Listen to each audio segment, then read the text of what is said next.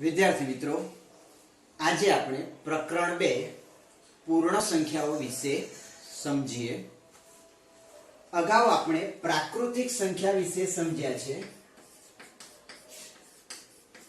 પ્રાકૃતિક સંખ્યાઓ 1 થી શરૂ કરીએ તો 2, 3, 4 તો આ રીતના આપણને પ્રાકૃતિક સંખ્યાઓ મળે. હવે આપણે કોઈ પણ પ્રાકૃતિક સંખ્યા આપેલી હોય તેની આગળની સંખ્યા એટલે પૂર્વવર્તી અને એની પછીની સંખ્યા એટલે કે પ્રતિવર્તી સંખ્યા વિશે આપણે શીખીએ. તો દાખલા તરીકે આ 18 આ એક પ્રાકૃતિક સંખ્યા છે. હવે એની પહેલાની સંખ્યા એટલે કે આપણે પૂર્વવર્તી તમારે પ્રાકૃતિક સંખ્યા જોઈએ છે એની પહેલાની, બરાબર છે? તો એની પહેલાની શોધવા માટે એમાંથી એક હું બાદ કરું તો એમાંથી એક બાદ કરું એટલે 17 જે મળ્યા એ 18 ની પહેલાની પ્રાકૃતિક સંખ્યા છે. હવે આપણે જ્યારે એના પછીની તમારે પ્રાકૃતિક સંખ્યા શોધવી છે તો દાખલા તરીકે આ 18 જ છે તો 18 ની અંદર તમે એક ઉમેરો એટલે 19. તો આ 18 પછીની આપણને પ્રાકૃતિક સંખ્યા મળી. તો વિદ્યાર્થી મિત્રો, આપણે પ્રાકૃતિક સંખ્યામાં 1 થી શરૂઆત કરીએ તો અનંત સુધી જે સંખ્યાઓ આવેલી છે એ બધાની પ્રાકૃતિક સંખ્યામાં આપણે એનો સમાવેશ કરીએ.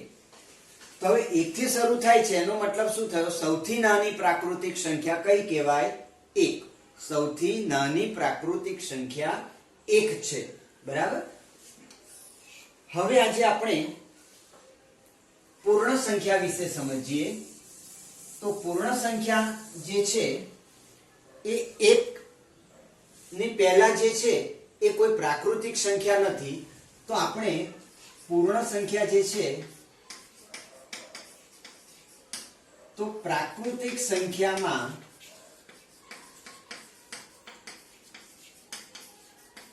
શૂન્યનો સમાવેશ કરીએ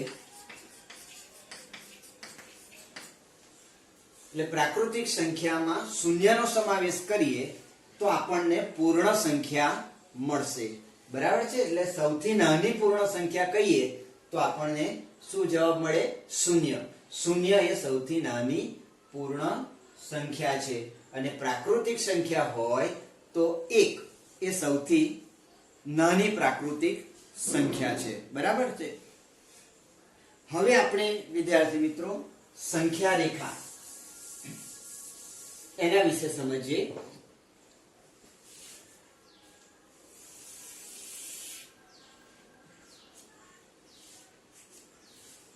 આ સંખ્યા રેખામાં વચ્ચે શૂન્ય આવશે.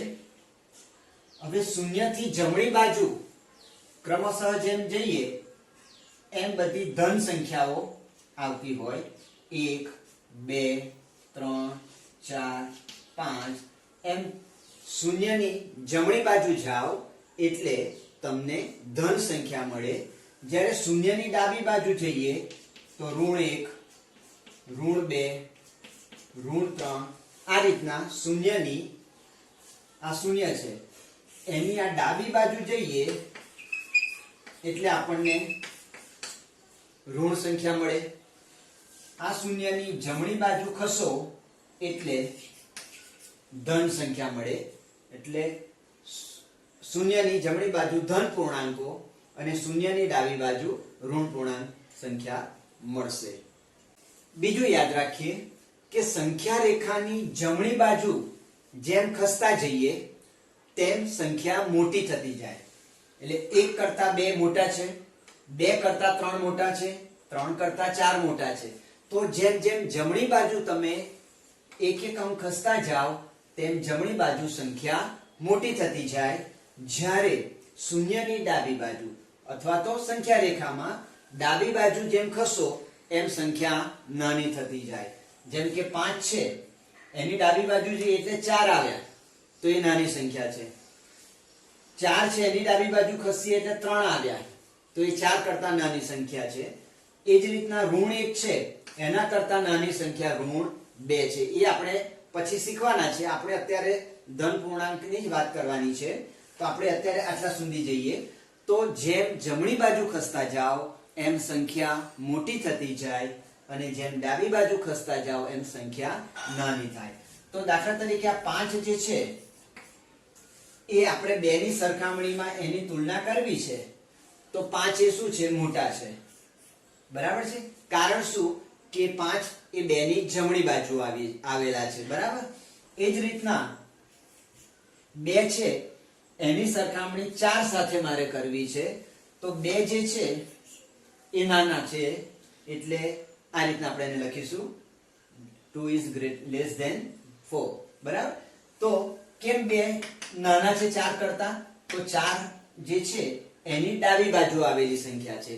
તો વિદ્યાર્થી મિત્રો આટલું આપણે મગજમાં એકદમ યાદ રાખી લઈએ, ફિટ કરી દઈએ કે સંખ્યા રેખા ઉપર જેમ જમણી બાજુ તમે ખસતા જાઓ તેમ સંખ્યા મોટી થતી જાય અને જેમ જેમ ડાબી બાજુ ખસતા જાઓ તેમ સંખ્યા નાની થતી જાય. હવે આપણે સંખ્યા રેખા પર સંખ્યાઓનો સરવાળો સમજીએ. આપણે જે સરવાળા કર્યા અગાઉ શીખ્યા, હવે એ જ સરવાળો આપણે સંખ્યા રેખા ઉપર કરવાનો છે. તો ચાલો પહેલું ઉદાહરણ લઈએ. તો 3 વત્તા 4. બરાબર છે. તો આ પહેલું ઉદાહરણ લઈએ. 3 વત્તા 4 એનો આપણે સંખ્યા રેખા ઉપર સરવાળો કરવો છે. બરાબર. તો સૌપ્રથમ હું સંખ્યા રેખા દોરું છું.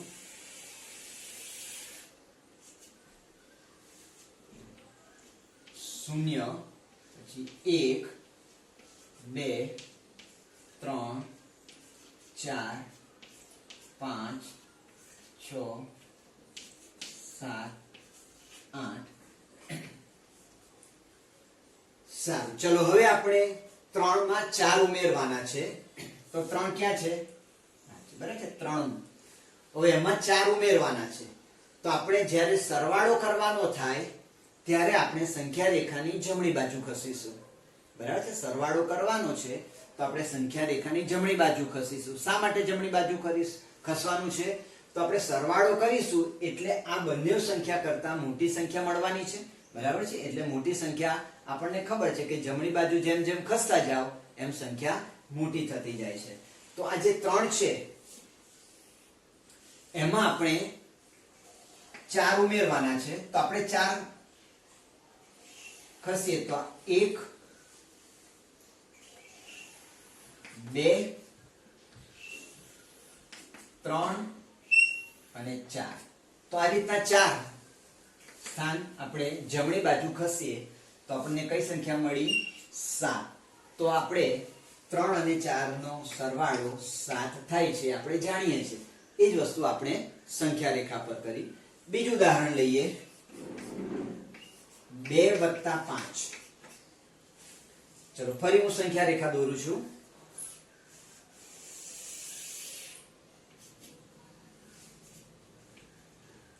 શૂન્ય, 1, 2, 3, 4, 5, 6, 7, 8.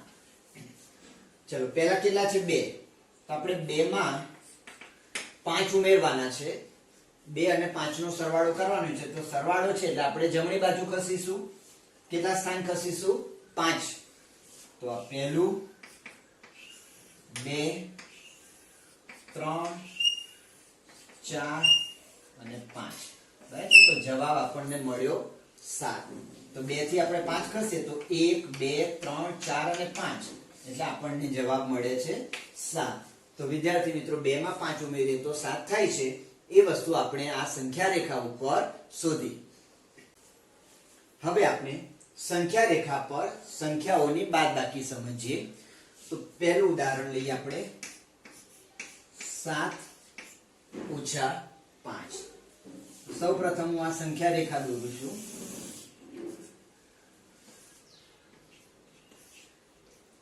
એક, 2, 3, 4, 5, 6, 7, 8. તો મેં આ સંખ્યા રેખા દોરી. હવે આપણે 7 માંથી 5 બાદ કરવાના છે. તો પહેલા 7 આપણે અંકિત કરી દીધા. 7 હવે બાદબાકી કરવાની, જેમ આપણે સરવાળામાં જમણી બાજુ ખસતા હતા, તો હવે બાદબાકીમાં, કેમ કે આ સંખ્યામાંથી આ સંખ્યા બાદ કરીશું તો જે સંખ્યા મળવાની છે આના કરતા નાની મળવાની છે, તો નાની સંખ્યા શોધવા માટે આપણે ડાબી બાજુ ખસીએ છીએ. તો આપણે આ 7 નક્કી કર્યા. હવે 5 બાદ કરવાના છે, તો જેમ આપણે સરવાળા માટે જમણી બાજુ ખસ્યા એવા આપણે 5 સ્થાન બાદબાકી કરવા માટે ડાબી બાજુ ખસીશું. તો પહેલું, 2, 3, 4 અને 5. બરાબર છે. તો 5 સ્થાન 1, 2, 3, 4 અને 5, એટલે આપણને જવાબ મળ્યો 2. તો આપણે ખબર છે કે 7 માંથી 5 બાદ કરીએ એટલે આપણને 2 મળે. હવે આપણે સંખ્યા રેખા ઉપર ગુણાકાર કરતા સમજીએ. હવે આપણે સંખ્યા રેખા ઉપર કેવી રીતે ગુણાકાર થાય તો આપણે ઉદાહરણ દ્વારા એને સમજીએ. 2 ગુણ્યા 4. ચલો વિદ્યાર્થી મિત્રો, આપણે સૌપ્રથમ આપણે સંખ્યા રેખા દોરી દઈએ.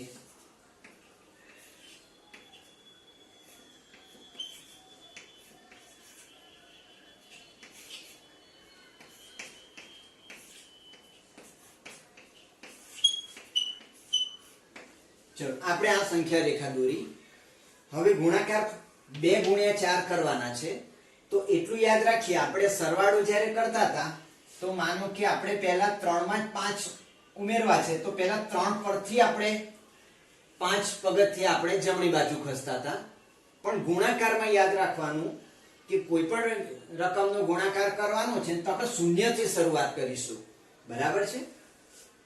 તો શૂન્યથી શરૂઆત કરીશું તો કેટલા પહેલા છે તો 2, તો શૂન્યથી 1 અને 2, તો આ 2 સ્થાન જેટલા આપણે 4, આપણે સાદી ભાષામાં કહીએ ને તો 2 ના 4 કૂદકા ભરવાના છે. બરાબર છે. 4 ઠેકડા ભરવાના છે.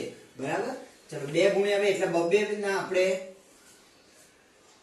કૂદકા મારવાના છે. બરાબર. તો 2 આ પહેલો કૂદકો માર્યો. એટલું યાદ રાખવાનું, પહેલી જે સંખ્યા છે એટલા તમારે કૂદકા, એટલા લંબાઈના કૂદકા મારવાના છે. તો અહીં 2 છે એટલે 2 ના 0 થી 1, 1 થી 2 એટલે 2 લંબાઈના કૂદકા માર્યા. બરાબર છે. એવા કેટલા મારવાના છે? 4. તો પહેલો કૂદકો, આ બીજો કૂદકો માર્યો, આ ત્રીજો કૂદકો માર્યો અને આ ચોથો કૂદકો માર્યો. એટલું યાદ રાખજો, આ જે છે એની વચ્ચે સરખા અંતરના કૂદકા મારવા પડે. બરાબર છે. તો આપણે 2 છે તો 2 ના આપણે 4 છે તો 4 કૂદકા માર્યા, તો જવાબ મળ્યો આપણને 8. તો 2 ગુણ્યા 4 બરાબર જવાબ કેટલો મળશે? 8. એ આપણે જાણીએ છીએ, પણ આ વસ્તુ આપણે સંખ્યા રેખા ઉપર એનો ઉપયોગ કર્યો. બીજું ઉદાહરણ લઈએ. 3 ગુણ્યા 4.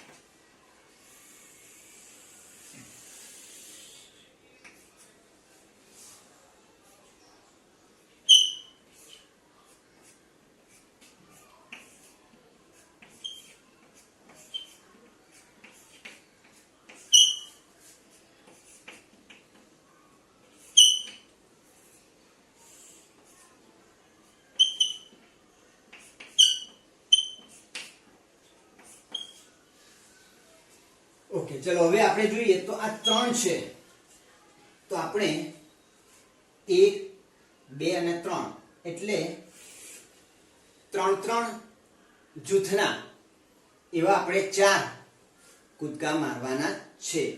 તો 1, 2, 3 થાય ને, 1 અહીંથી આ 1, આ 2 અને 3, તો 3 ના 4 કૂદકા મારવા પડશે. તો પહેલો 3 નો કૂદકો માર્યો, પછી 1, 2, 3, તો 3 નો બીજો કૂદકો માર્યો, 1, 2, 3, તો 3 નો ત્રીજો કૂદકો માર્યો. આપણે 4 કૂદકા મારવા છે, 1, 2 ને 3,